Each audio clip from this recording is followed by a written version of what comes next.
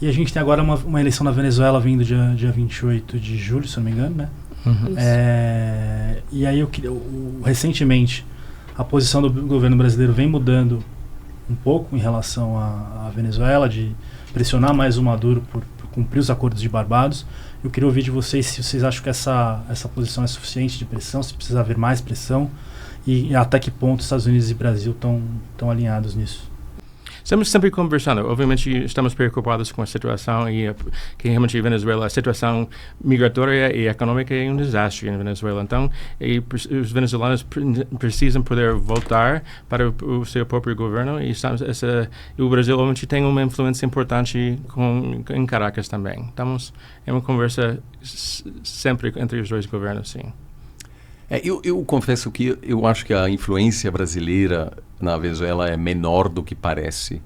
Tanto que isso até reflete um pouco a dinâmica. Em 2002, com Lula e Bush filho, teve um momento muito interessante na relação em que, de certa forma, os dois países demonstraram preocupação com a Venezuela, que foi, de certa forma, o início do fim, né? Muita gente lá atrás já sabia que a situação ia piorar muito ao longo dos próximos anos. E, naquela época, a Condoleezza Rice, assessora de segurança nacional do presidente americano, estabeleceu uma relação, um diálogo praticamente diário com o Celso Amorim, o chanceler do Brasil, sinalizando que o ideal seria o Brasil, entre aspas, resolver ou garantir evitar um colapso venezuelano. E naquela época, e nós conduzimos muitas entrevistas de história oral com diplomatas brasileiros e americanos, havia uma expectativa, uma esperança americana de que o Brasil pudesse assumir esse pepino, de certa forma. O que acho que é importante, porque às vezes há uma percepção no Brasil de que os Estados Unidos não querem que o Brasil possa viabilizar sua ascensão. Só que, em vários outros sentidos, é o contrário. Queremos. Os Estados Unidos gostaria que o Brasil pudesse resolver a questão na Venezuela. E, em vários momentos, o Brasil conseguiu, por exemplo, ameaça de golpe militar no Paraguai em 1996. O Brasil resolveu. Foi o FHC, na época, que pressionou o general Oviedo para não dar golpe contra o primeiro presidente paraguaio, o primeiro civil eleito, o Vasmossi. E deu certo. E os Estados Unidos não se envolveram nessa questão. É claro que às vezes há divergência, mas nesses quesitos, Paraguai, até Bolívia agora, Venezuela... Mesmo a Guiana recentemente, né? Havia convergência. Sim. Então, é normal que haja divergência em algumas questões, China, etc.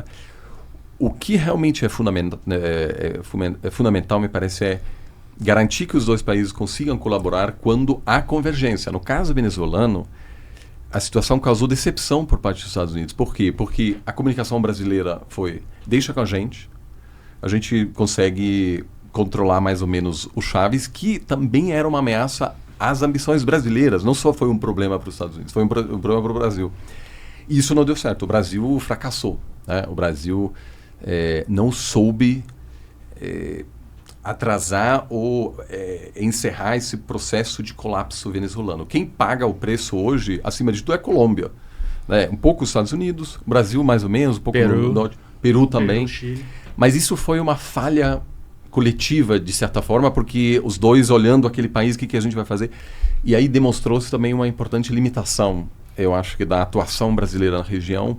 E aquilo foi uma pena, eu acho, porque aquilo foi um ótimo momento, por incrível que pareça.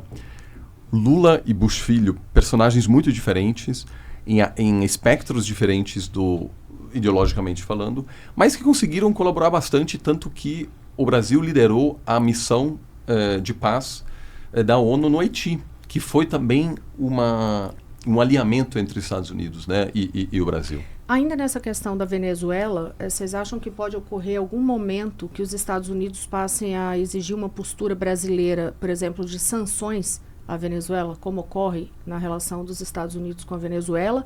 Isso pode chegar ao ponto pode-se pensar que chegaria a esse ponto, ou isso não tem nenhuma hipótese? Para o Brasil, qual seria a consequência disso? geralmente não falam em hipóteses. Então, acho que vamos ter que ver como acontece a situação lá nas eleições. Mas sempre Hoje, vamos examinar opções, mas não vou pensar que eu não tenho um crystal mas ball. hoje, por exemplo, não é algo que esteja à mesa. Cobrar do Brasil em algum momento que também faça sanção à Venezuela, tenha sanções à Venezuela. Nós estamos esperando as eleições.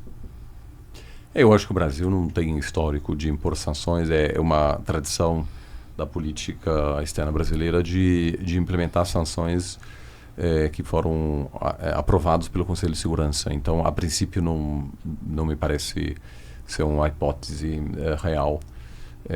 E não, eu, como acadêmico, eu posso especular, né? Eu acho pouco provável que haja essa pressão.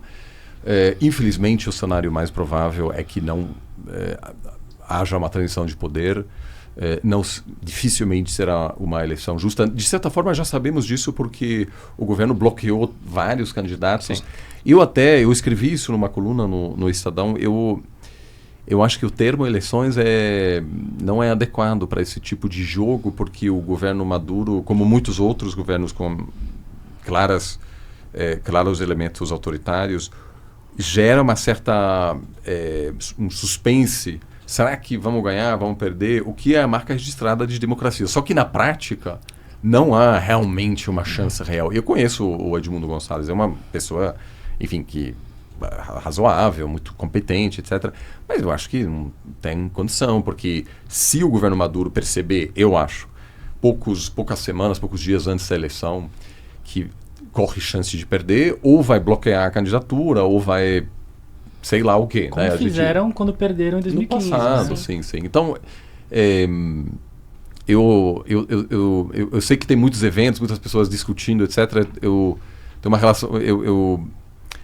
Eu acho que, de certa forma, todo esse debate é bom para o Maduro, porque sugere que há realmente uma chance de um resultado não predeterminado. Mas isso eu acho, na prática, não é uma eleição real. E só uma curiosidade, antes de passar para o Rato, você falou dia 28 de julho, né? Acho que a eleição dia 28, exatamente, dia 28, que é o aniversário do Hugo Chávez. Sim. Exatamente, que todo um marketing em cima para reforçar o chavismo, para ter essa ideia. Então, mas há mais de 10 anos eles fazem isso. Eles fazem isso, exatamente.